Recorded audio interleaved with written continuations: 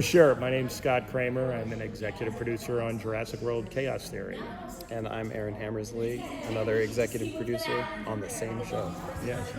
So, after you doing the original Camp Cretaceous for 5 seasons, what made you want to continue the story in 6 years later? And Yeah, it wasn't by design. We were very happy with the story we told, and we didn't want to do a rehash, and we felt we told a story with a beginning, middle, and end. But there was interest in doing a follow-up series. And so I said, well, until we know what's happening in Dominion, we can't really even talk. And I don't know if I even was that serious about it. But they hadn't finished Dominion. We got on this big Zoom call where they started. There was no cut, but they were walking us through the events of Dominion. And I got an idea. And it was a different thing, a conspiracy thriller, and starting the kids and what if Darius is not as into dinosaurs anymore, and what could cause that? Something important, like the death of someone close to him. And it just kind of went from there. And I called Aaron and our head writer, Bethany Armstrong Johnson, who was a writer on Camp Cretaceous. And I just said, I don't know. I can't get this idea out of my head. And then the three of us started kicking around ideas, and more people got, and it just started snowballing, and here we are, And I had dinosaur fatigue after Camp Cretaceous, and I had rolled off the show, and then several months later I got this call from Scott saying, hey, I got another idea. And I was like, oh God, do I really want to take this meeting? But then he pitched the show, and I heard what his plan was, and the tone that he wanted to set, and I thought, all right, I'm back in. I don't know how he did it, but he did it. Well, I got you ramen too. It was raw. It was Yeah, raw. it was raw. It's true. What kind of conversations did you have around the tone and keeping it family friendly but evolving and being darker? Yeah, I mean that was at the forefront, maybe as much as the story. With us, we approach everything story-wise. Everything starts with the characters, but the tone and mood was really everything, and those were the conversations. Who are we making this show for? Because we wanted to do a darker show, a more sophisticated show, also visually. So we I don't know. It was some trial and error, and then once we started getting the cinematography and the lighting and the character design, it just... Yeah, I don't know if I have an answer, because we just wanted to we had an idea of this is the show we want to make. And hopefully we can bamboozle the people we answer to into going for it. And that kind of worked so far. And I think that actually a lot of artists really love the idea of telling a story that's a bit more mature, but they're not given as many opportunities to do that in this space. And when we were given this opportunity, we were all like, let's run with it, let's do the best we can, and also make sure that we're keeping an eye on the tone. While it is definitely more mature, it also is very accessible to a younger audience still.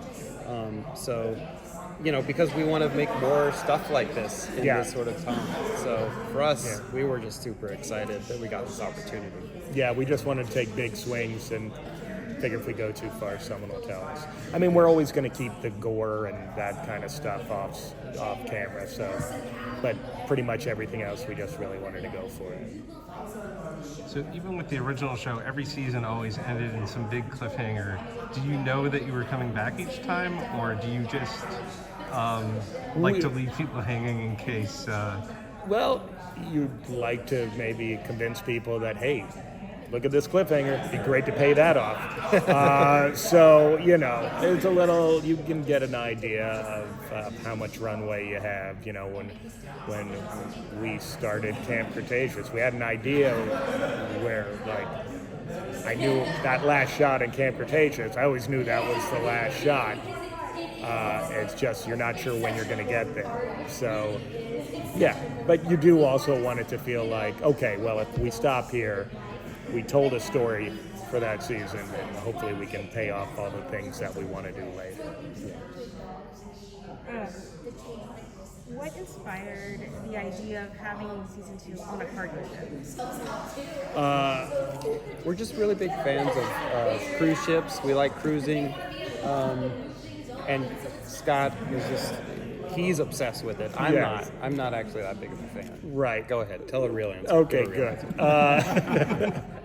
You know, I just want to put the whole season isn't on the cargo ship. We just liked the idea of when we ended season 1, there's someone out there who's after us. We think this boat's leading on. We don't know where it's going. We know there's dinosaurs on it, but Brooklyn would want us to go after it. So it just felt like a very, it says it, a very Brooklyn thing to do is just like throw caution to the wind and let's go confront. That's what these kids do. Let's go meet our challenges head on.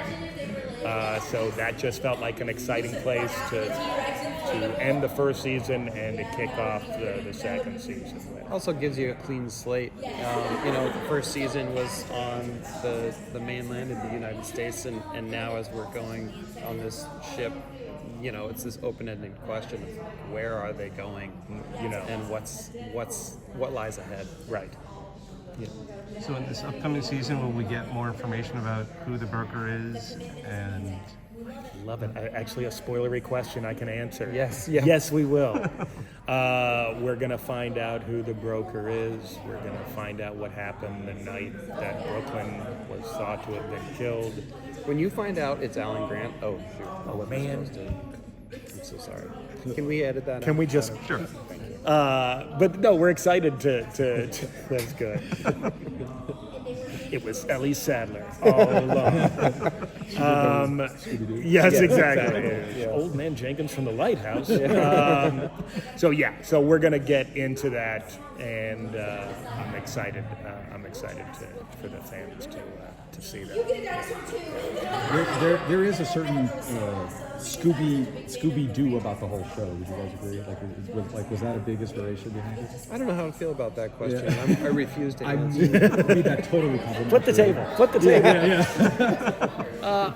I don't know if Scooby-Doo was. It's just the van. It's the van. The Well, van. yeah. You Boy, see the you know, van, but you there was a think- lot of people when we made Ben's van, and we loved Yes. that van. Man, we got a lot of notes from folks. It's like, it can't look like the Scooby-Doo van. Yeah. Like, I think originally it was green or blue. Yeah, I and- think and- we were thinking of it almost like it's bumpy. Yeah, you know? yes, that's right. We were going to go with and then feels too Scooby-Doo. Yeah. So We also had mystery van written on the side. that, and they were like, in "Remove it, please." retrospect, that was too far. Yeah.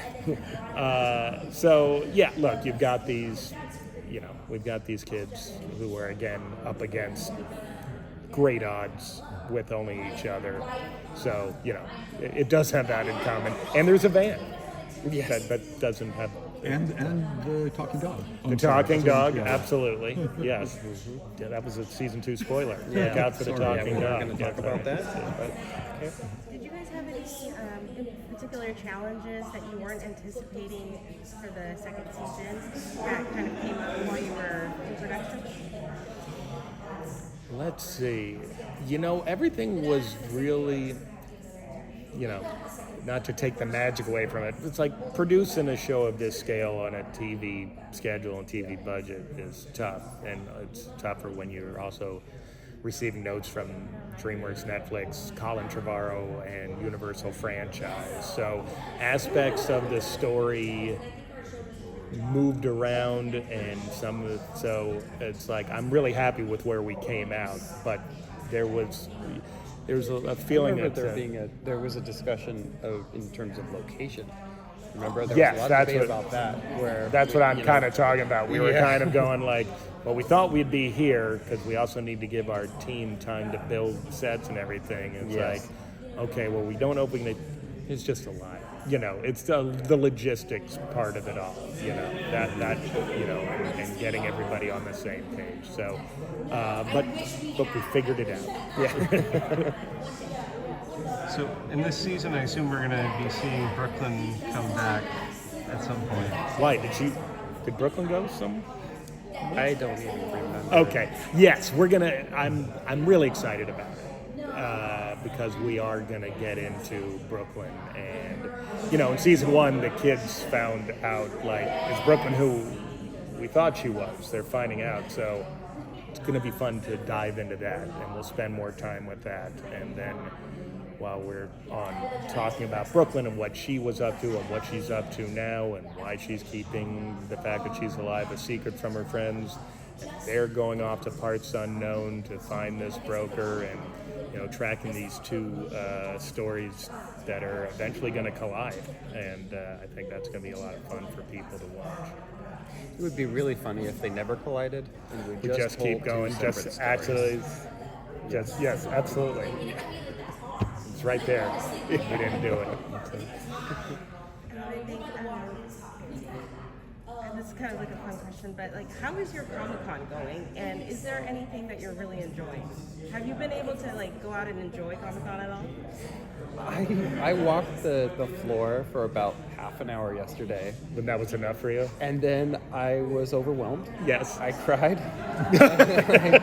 I went to the gas lamp district, Yes. where it was also a little overwhelming, and then I found myself crying again. Yes. That was the end of this. That's Yeah. the end of that story. I spent a lot of time hugging Aaron. But no, honestly, it's just, it's been a bit overwhelming, and, you know, the response to the show's been overwhelming, and just the whole thing. So it's great to be here with people who are passionate about what they love. Can I ask what it's like to kind of keep that flame going? You know, this is obviously a huge franchise. It's got a bunch of fans already kind of built in. Kind of touch on that a little bit. I think actually just being able to tell a different story for this world, I think that was the thing that really excited us the most, was like dipping into a tone shift where, you know, it's like, yeah, we're still doing horror, we're still, you know, dipping into awe and wonder, but also this like conspiracy thriller aspect of it. I think it actually like just really excited all of us as we were, you know, working out the story and figuring out tone. It was like, once we had all those pieces put in place, we were really excited as we were watching those first few episodes. You know, as we got that stuff in, like when we mixed our first episode and we saw everything all together, it was like, oh, this is going to be really fun. Yeah, we spent a lot of time, our executive pointed out, we're in the first mix and we're giggling like children. Because it's like, can you believe what we got away with? Yeah. Like, so it was very, you know, tonally it's like one of the things that helped us sort of contextualize the show, going back to that question about tone before, it's like, we would say, this one's like the end of Harry Potter. Whereas Camp Cretaceous was the beginning of Harry Potter. Mm-hmm. And we were hoping that the audience, much like the Harry Potter movies, would sort of age along with it, and hopefully some more folks will come aboard and enjoy the show. Thank you guys.